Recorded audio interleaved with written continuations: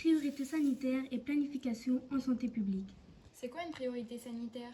Une priorité sanitaire se définit par un choix politique se résumant à estimer un problème, entraînant un besoin de santé pour lequel il est nécessaire d'apporter une réponse au regard de la gravité et des enjeux de la situation. En effet, elle se détermine d'après des indicateurs élevés relevant un besoin, des déterminants agissant négativement sur l'état de santé ou encore une offre de santé insuffisante. Qu'est-ce que c'est des indicateurs et des déterminants?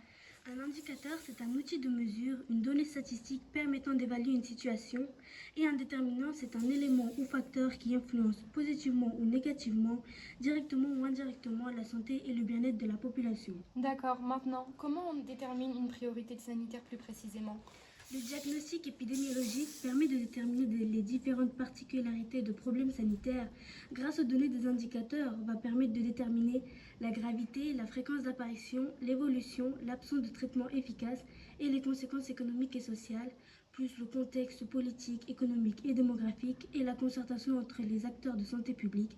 Un problème de santé sera reconnu comme une priorité en santé publique. Qu'est-ce que c'est la santé publique? La santé publique, c'est la discipline autonome qui étudie et s'occupe de l'état sanitaire d'une collectivité et de la santé globale des populations sous tous ses aspects, curatif, préventif, éducatif, environnemental et social. En effet, elle a été définie par l'OMS en 1952. D'accord, mais en cas de situation exceptionnelle, on fait quoi? En cas de situation exceptionnelle, on déclenche le plan blanc. Qu'est-ce que c'est le plan blanc? Le plan blanc, c'est un dispositif de prévention et de gestion de crise qui permet de disposer de moyens humains, financiers ou matériels lorsqu'un établissement de santé ou un territoire est confronté à un incident clairement identifié par les pouvoirs publics. Par exemple, pendant la Covid-19, le plan blanc a été déclenché le 6 mars 2020 par le ministre de la Santé, Olivier Véran. Maintenant, passons à la planification. Qu'est-ce que c'est la planification? La planification sanitaire se définit par l'ensemble des prévisions, des actions et des moyens à mettre en œuvre pour atteindre un objectif fixé en santé publique.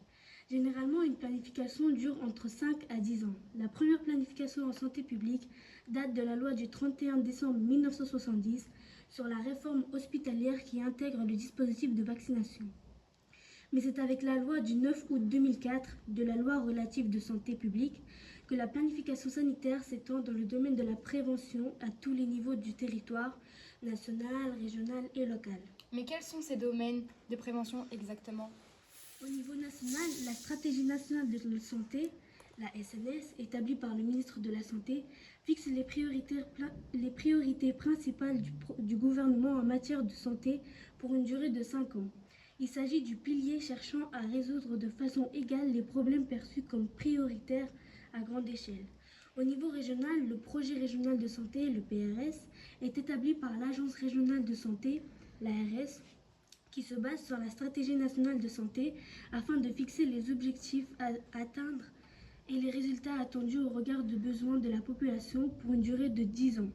Et enfin, au niveau local, les contrats locaux de santé, les CLS, sont eux aussi établis par l'ARS, l'Agence régionale de santé, collaborant cette fois-ci avec les collectivités territoriales qui servent pour leur part à apporter une réponse mieux ciblée et plus pertinente sur les besoins de la région et ce pouvant durer de 3 à 5 ans.